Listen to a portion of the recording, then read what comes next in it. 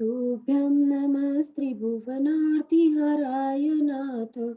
तुभ्यं नमः क्षितितलामलभूषणाय। तुभ्यं नमस्त्रिजगतः परमेश्वराय। तुभ्यं नमो जिनभवोदधि शोषणाय। पंच परमेष्टि देव को वंदन और नमन। कल्याण मंदिर स्तोत्र की यात्रा हमारी चल रही है और इस यात्रा में हमारे जो है वो 10 श्लोक हो चुके हैं। आज हमें 11वें श्लोक से प्रारंभ है। 10 श्लोक हमारे हो चुके हैं।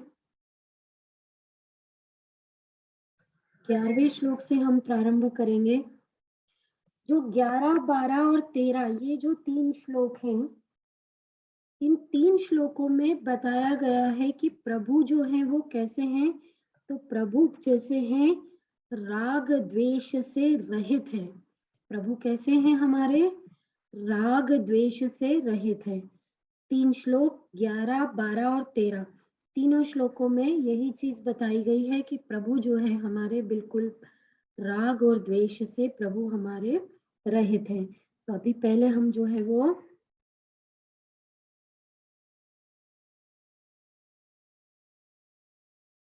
11वें नंबर वाला श्लोक देखेंगे।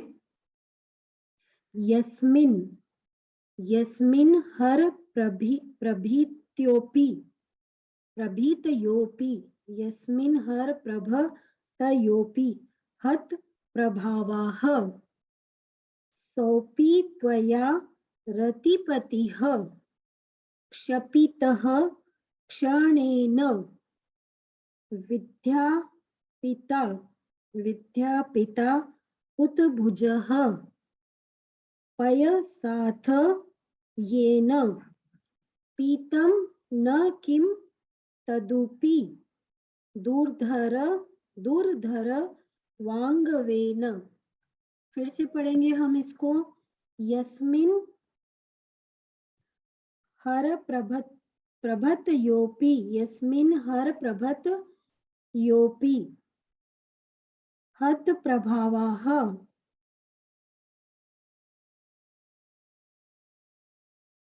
सोऽपि त्वया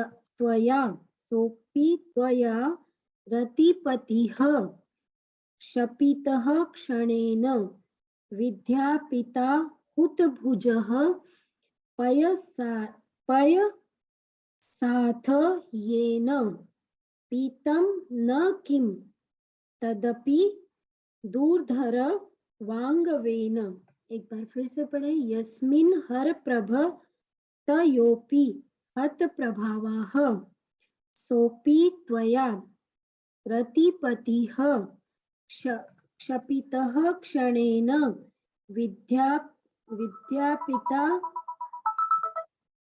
विद्यापिता हुतभुजः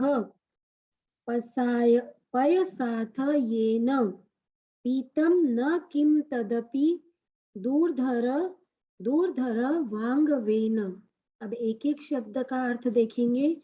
यस्मिन अर्थात जिसमें, किसमें? यहाँ पर इसमें यहाँ पे लिखा है कि कामदेव में। हर प्रभृतयोपि महादेव आदि देव भी। हर मतलब महादेव। हर शब्द किसके लिए यूज में आता है? महादेव के। हर प्रभृत योपि यानी कि महादेव आदि देव भी। महादेव आदि देव भी हत प्रभावाः प्रभाव शून्य हुए। क्या हो गया? वो भी क्या हो गए? उनका प्रभाव भी जो है वो क्या हो गया? महादेव आदि देवों का प्रभाव भी शून्य हो गया। सोपी वह भी त्वया आप द्वारा रतिपतिः रति के पति कौन होते हैं? रति के पति कामदेव। रतिपतिः क्षपितः क्षीण किया गया है। क्षणेन पल भर में विद्यापिता बुझाई है। क्या हुतभुजः सभी प्रकार की अग्नियां, हुतभुजः अर्थात सभी प्रकार की अग्नियां, पैसा जल द्वारा, अथ जैसे कि, येन जो न पितम नहीं पिया है, जो नहीं पिया है, किम क्या, तदपि वह जल भी क्या हो जाता है, वह जल भी क्या हो जाता है, दूरधर वांगवेन दूसयः वडवानल, दूसयः वडवानल, वडवानल किसको बोलते हैं, जंगल की आपको बोलते हैं ना वडवानल।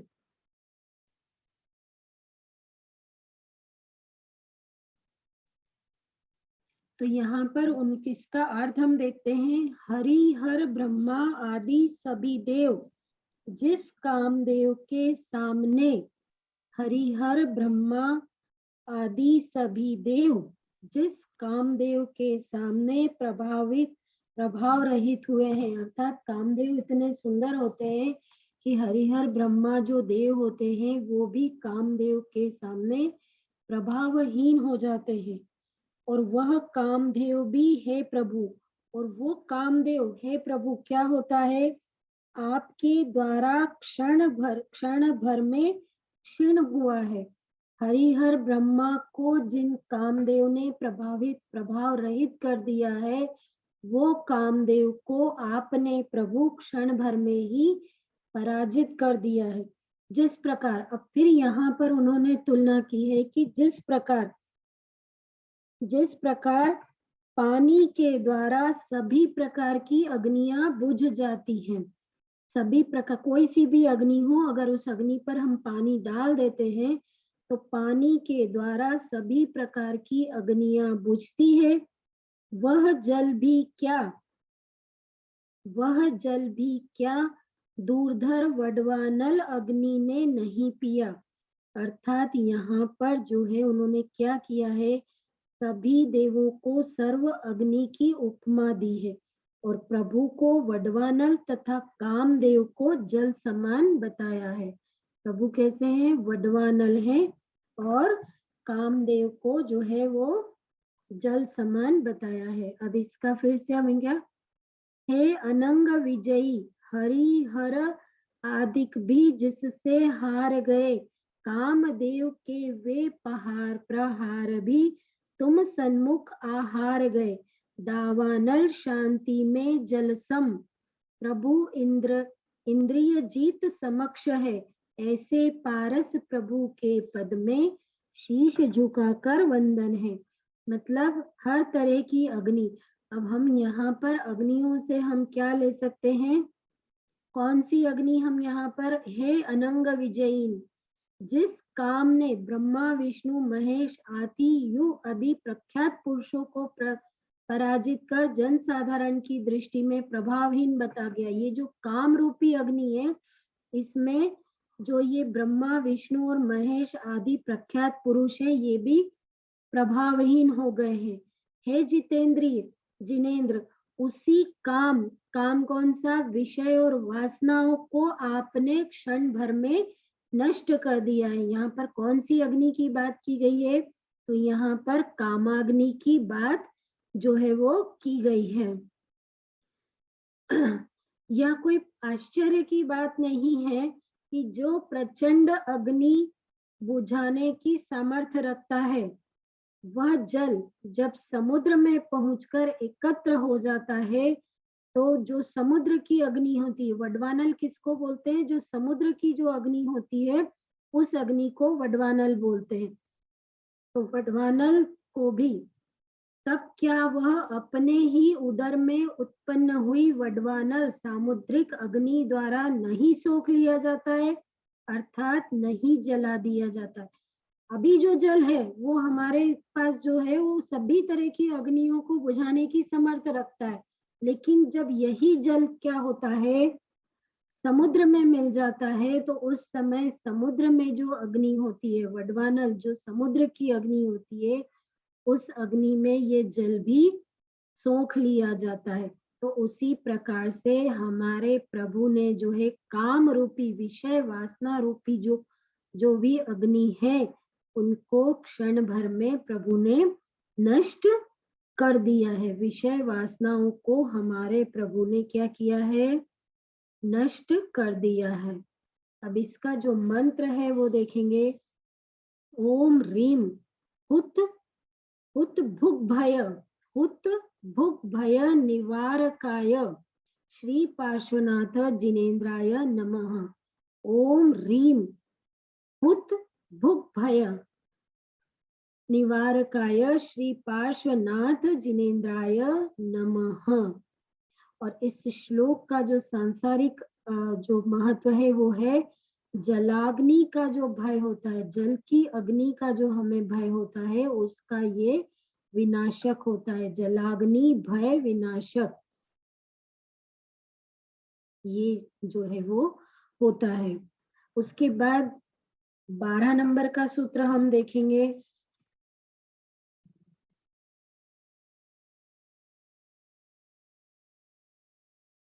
बारह नंबर का श्लोक है, ये क्या है, स्वामिन्न।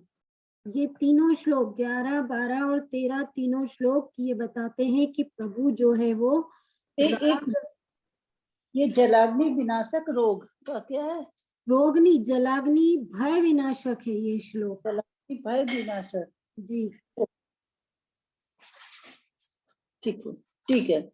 11, 12 और 13 ये तीनों श्लोक जो है ये हमें बताते हैं कि प्रभु जो है वो कैसे हैं।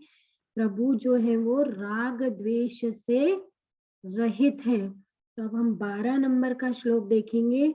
स्वामिन्न स्वामिन्न नल्प स्वामिन्न नल्प गरिमा नमपि स्वामिन्न नल्प गरिमा नमपि प्रपन्ना। अब नीचे की लाइन में स्तवाम है तो ये स ऊपर चला जाएगा। प्रपन्नास प्रपन्नास त्वाम जंतवः प्रपन्नास त्वाम जंतवः कथमहो हृदये दधानाः कथमहो हृदये दधानाः जन्मोदधिं लघु तरन्त्य जन्मोदधिं लघु तरन्त्यति लाघवेन तरन्त्यति लाघवेन चिन्तयो न हन्त महतां यदि वा प्रभावः। स्वामिन्न नल्प गरिमाणमपि स्वामिन्न नल्प गरिमाणमपि प्रपन्नास त्वां जन्तवः प्रपन्नास त्वां जन्तवः कथमहो हृदये दधानाः जन्मोदधिं लघु तरन्तयति लाघवेन चिन्त्यो न हन्त महताम यदि वा प्रभावाः। फिर से एक बार पढ़ेंगे इसको। स्वामिन्न नल्प गरिमाणमपि स्वामिन्न नल्प गरिमाणमपि प्रपन्नास त्वां जन्तवः कथमहो हृदये दधानाः जन्मोदधिं लघु तरन्तयति लाघवेन चिन्तयो न हन्त महतां यदि वा प्रभावः। अब इसमें हम एक एक शब्द का अर्थ देखेंगे। स्वामिन अर्थात क्या हो गया, है स्वामी। किसके लिए है स्वामी शब्द का यूज, भगवान पार्श्वनाथ के लिए है स्वामी। अनल्प गरिमा नमपि अति महान भी अनल्प गरिमाणमपि अर्थात अति महान भी जो है, प्रपन्ना आपके आश्रित बने हुए, आपके जो आश्रित है, प्रपन्ना त्वाम आपको, जंतवः प्राणी समूह कथम कैसे, अहो आश्चर्य है कि हृदय में दधानाः धारण करने पर भी जन्मोदधिम अर्थात संसार समुद्र को, जन्मोदधिम संसार समुद्र को लघु शीघ्रता से तरंती तिर जाते हैं, अति लाघवेन अत्यंत हल्के होकर, अति मतलब अत्यंत, लाघवेन अर्थात हल्के होकर, लघु होकर, न चिंत्यः अचिंत्यो जिन हंतः सचमुच महताम महापुरुषों का यदि वा अथवा तो प्रभाव बड़प्पन, महापुरुषों का बड़प्पन होता है। अब हम इसका अर्थ देखेंगे कि क्या कह रहे हैं वो भगवान से। है स्वामिन अत्यंत महान ऐसे आपका आश्रय लिए हुए प्राणी समूह आपको हृदय में धारण करके शीघ्र ही अत्यंत हल्के होकर भव सागर के पार उतर जाते हैं, यह आश्चर्य है। क्या होता है अगर हम प्रभु को हृदय में धारण कर लेते हैं तो ऐसे प्रभु कैसे हैं, अत्यंत महान है, और उनका आश्रय लेकर के जो भी प्राणी प्रभु को अपने हृदय में धारण कर लेते हैं वो शीघ्र ही क्या हो जाते हैं, वो भव सागर से पार उतर जाते हैं। तो उनको ये आश्चर्य होता है कि सिर्फ आपको हृदय में धारण करना है, सिर्फ प्रभु को हृदय में धारण करके ही जो प्राणी हैं वो क्या हो जाते हैं, संसार समुद्र से पार हो जाते हैं।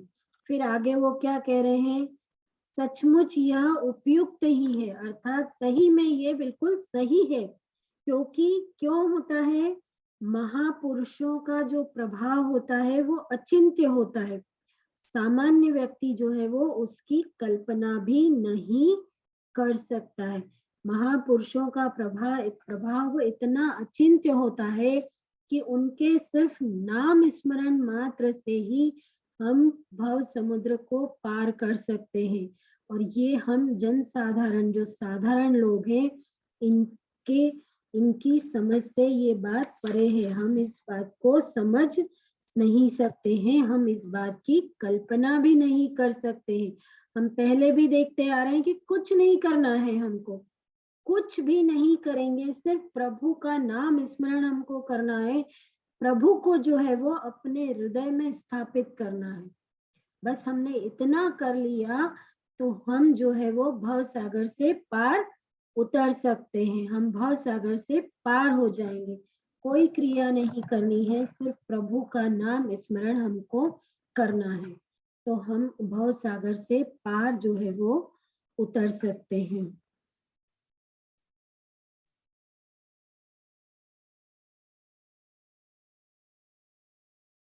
है त्रैलोक्य तिलक, यहाँ पर क्या उपमा दी गई है, उन्होंने प्रभु को क्या उपमा दी गई है, त्रैलोक्य तिलक अर्थात तीन लोगों के तिलक, तीन लोगों के तिलक, जिसकी तुलना किसी दूसरे से नहीं की जा सकती है। अर्थात प्रभु ऐसे तीन लोगों के तिलक है कि उनके जैसी तुलना हम किसी और से नहीं कर सकते हैं, उनके जैसा कोई है ही नहीं इस तीन लोगों में, अथवा विश्व में जिसकी बराबरी कोई नहीं कर सकता है। हमारे तीर्थंकर परमात्मा की बराबरी विश्व में कोई भी नहीं कर सकता है। ऐसे कैसे हैं, अति गौरव को प्राप्त, अर्थात कैसे हैं प्रभु? अनंत गुणों के भार से युक्त है, अनंत गुणों के धारक है। प्रभु कैसे हैं? अनंत गुणों के धारक है। हम तो उन गुणों का नाम वर्णन भी नहीं कर सकते हैं। हमारी जो ये पुद्गल जीव है, ये प्रभु के वर्णन, गुणों का वर्णन करने में असमर्थ है। प्रभु कैसे हैं? अति गौरव को प्राप्त है, अर्थात अनंत गुणों के से युक्त हैं। आपको, ऐसे प्रभु को आपको हृदय में धारण करके यह जीव क्या हो जाता है? अति शीघ्र ही संसार सागर से तर जाता है। यह जीव संसार सागर को पार कर लेता है। अथवा ये बात अच्छा या आश्चर्य की बात है कि महापुरुषों की महिमा जो है वो चिंतवन में नहीं आ सकती, अर्थात महापुरुषों की महिमा का हम तो क्या है, चिंतन भी नहीं कर सकते हैं। हमारी ये जो पुद्गल जीव है, ये इसमें इतनी सामर्थ्य नहीं है कि वो तीन लोक के नाथ, त्रिलोकी नाथ हमारे प्रभु के गुणों का क्या चिंतन भी, वो चिंतवन भी वो कर सके, सोच विचार भी हम कर सके, या जीव से प्रभु के गुणों का हम गुणगान भी कर सके। अब इसका जो मंत्र है वो है ओम ह्रीम हृदय धार्यमाण, ओम ह्रीम हृदय धार्यमाण भव्य गणतारकाय,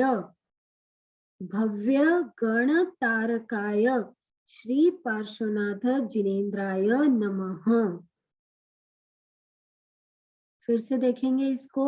ओम ह्रीम हृदय, हृदय धर्म धार्यमाण, हृदय धार्यमाण भव्य गण तारकाय श्री पार्श्वनाथ जिनेन्द्राय नमः। एक बार फिर से बोलूं। ओम ह्रीम हृदय धार्यमाण, हृदय धार्यमाण भव्य गण तारकाय श्री पार्श्वनाथ जिनेन्द्राय नमः। और इस श्लोक का जो महत्व है वो है कि अग्नि भय विनाशक है। अग्नि का जो भय होता है, अगर हमें कभी अग्नि से भय हो तो इस श्लोक की आराधना करने से अग्नि का जो भय है वो भय दूर होता है। अब हम 1 से 12 तक के श्लोक को पुनः पढ़ेंगे।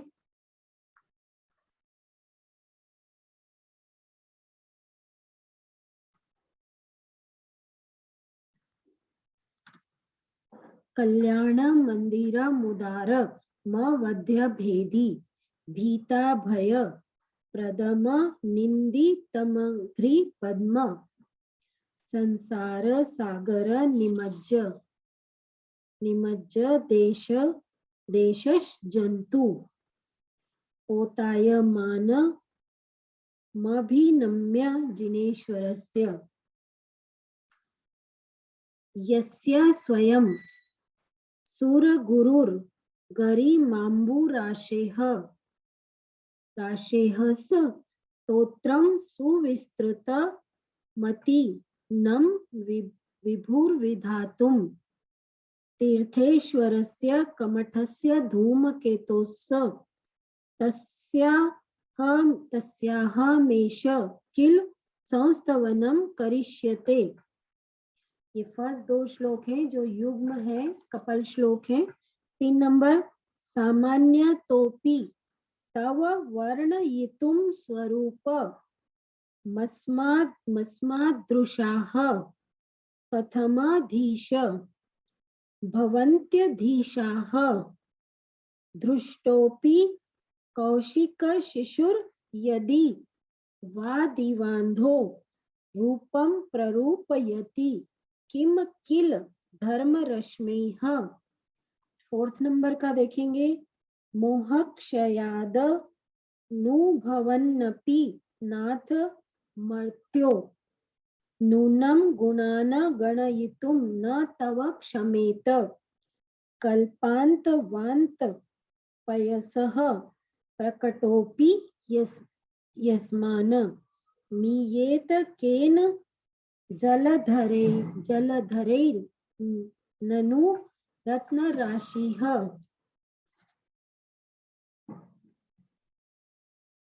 नंबर 5 अभ्युद्योत्स्मि तव नाथ जडाशयोऽपि कर्तुं स्तवं लसदसंख्यगुणाकरस्य बालोऽपि किं न निजबाहुयुगं वितत्य विस्तीर्णतां कथयति स्वधियाम्बुराशेः। ये योगिनामपि न यान्ति गुणास्तवेश वक्तुं कथं भवति तेषु ममावकाशः जाता तदेव समीक्षित कारितेयम् जलपन्ति वा निजगिरा ननु पक्षिणोऽपि। 7 नंबर आस्ताम चिन्त्य महिमा जिन संस्तवस्ते नामापि पाति भवतो जगन्ति तीव्रातपोपहत पान्थ जनानि दाधे प्रीणाति पद्मसरसः सरसो नीलोपि। 8 नंबर रुद्वर्तिनी त्वयि विभो शिथिली भवन्ति जन्तोः क्षणेन निबिडा अपि कर्मबन्धाः सद्यो भुजङ्गममया इव मध्यागते वनशिखण्डिनी चन्दनस्य। 9 नंबर मुच्यन्त एव मनुजाः सहसा जिनेन्द्र रौद्रैरूपद्रव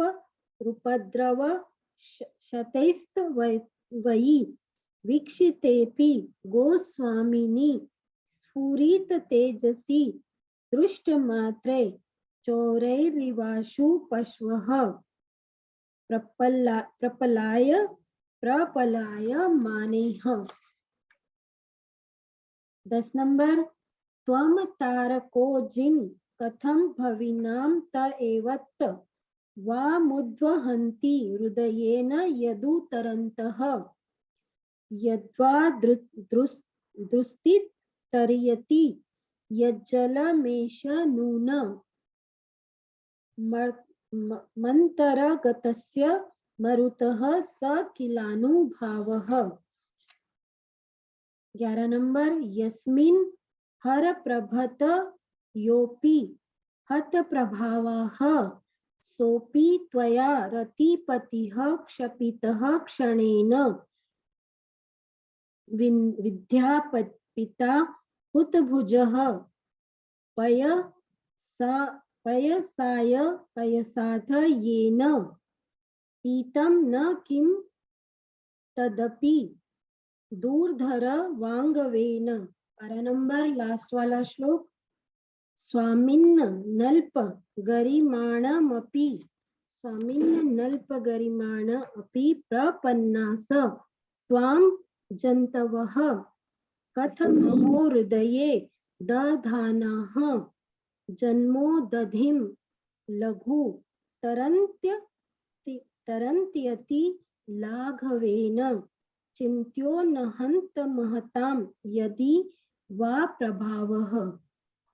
इस प्रकार हमारे 12 श्लोक कंप्लीट हुए। अब 13 से हम अगली क्लास में देखेंगे।